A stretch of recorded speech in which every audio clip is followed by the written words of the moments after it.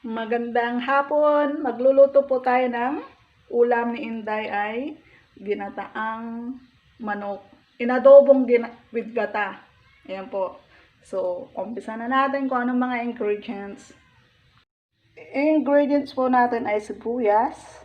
So, kahit anong sibuyas, pula o puti, okay lang yan kung anong mayroon. Bawang, luya, sili. Yung sili optional, kung gusto niyo nang walang sili, okay lang yan.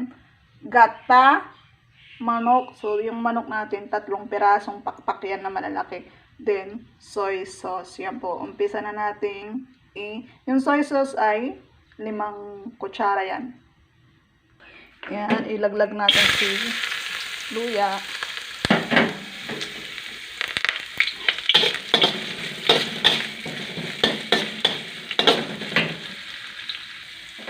Sunod natin si sibuyas.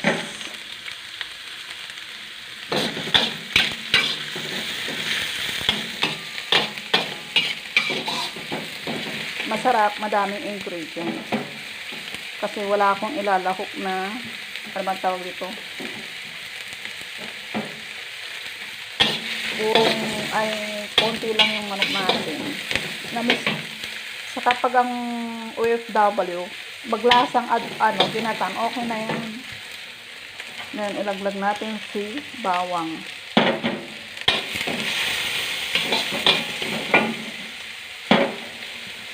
Yan, pag nag-brown na, ilaglag na natin si manok.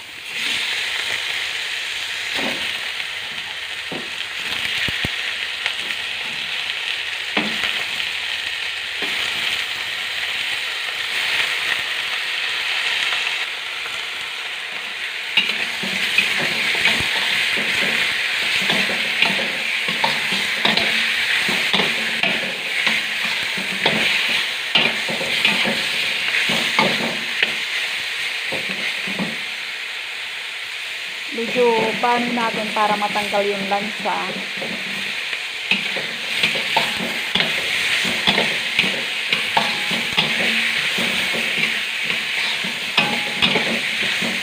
Sangkot siya natin sa bawang, sibuyas, luya. Ayan. Pan mo muna natin ng ilang segundo. Yan, pwede na natin lagyan ng tubig.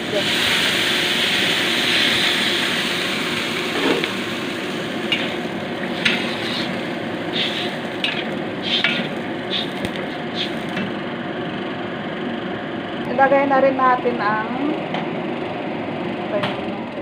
maingay yung exhaust fan. Yung toyo. So, yung pinakahuli pong ilalagay natin ay yung gata pag malambot na ng konti to. Kasi, palambutin muna natin ng konti. Mga 15 minutes, saka natin ilagay yung gata. Yun ang pinagkahuling sabaw natin, yung gata. Yan po. So, dyan muna. Palambutin muna natin. Balikan natin mamaya. Ilaglag na po natin si gata. Sarap. Dahil, yan, pag naiga yan, itong sabaw na to,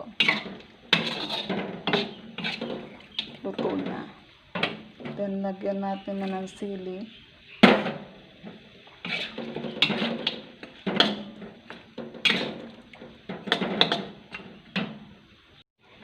Lagyan natin ng asin, ng konti. So, nasa inyo na po yan kung gaano ba kadaming asin ang ilalagay nyo. Ayan.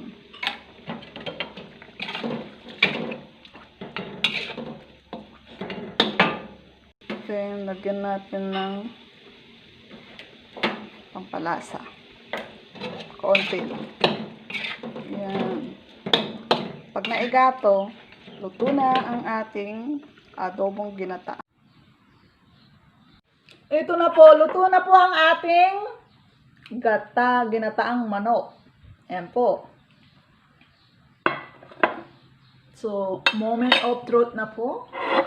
Titikman na natin. Ay, nako.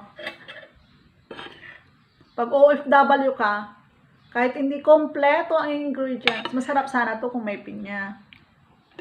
Diba? Eh kaso wala akong nabiling pinya. Naalala ko nung nandito na ako sa pagmamadali ko. Yan, tikman na natin mga kababayan. Teka lang ha. Gusto ko sanang magkamay. Kaharap ko yung alaga ko. Alaga ko po, ayaw niya po ako nagkakamay. Umiinit po ang kanyang ulo.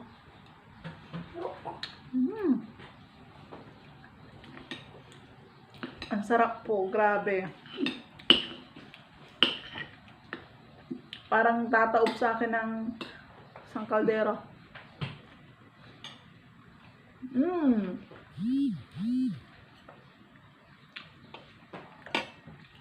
Grabe. Alaga ko kasi. Ayaw niya ako nagkakamay. So, yan po. Pag OFW ka po, hindi na kailangan pagkumpletong ingredients. Kung ano yung nandyan na ingredients, maglasang lutong Pinoy lang po. Ayos na po yun. Yes po. So, bago ko tapusin ang aking video at lantakan ng aking pagkain, gusto ko lang batiin si Ate May nang nasa Israel. Yan, Ate May Cruz, hello sa iyo dyan.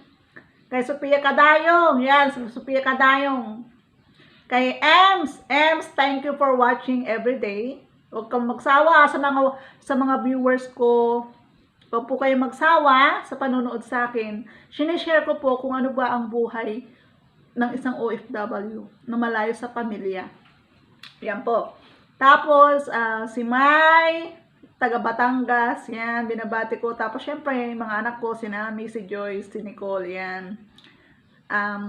Kapag hindi pa po kayo nakasubscribe, mag-subscribe na po kayo sa aking channel at i-click na rin po ang like at don't forget to click the bell button para po sa new notification ng aking videos. So, mula dito sa Taiwan, lalantakan ko na po yung aking ginataang manok.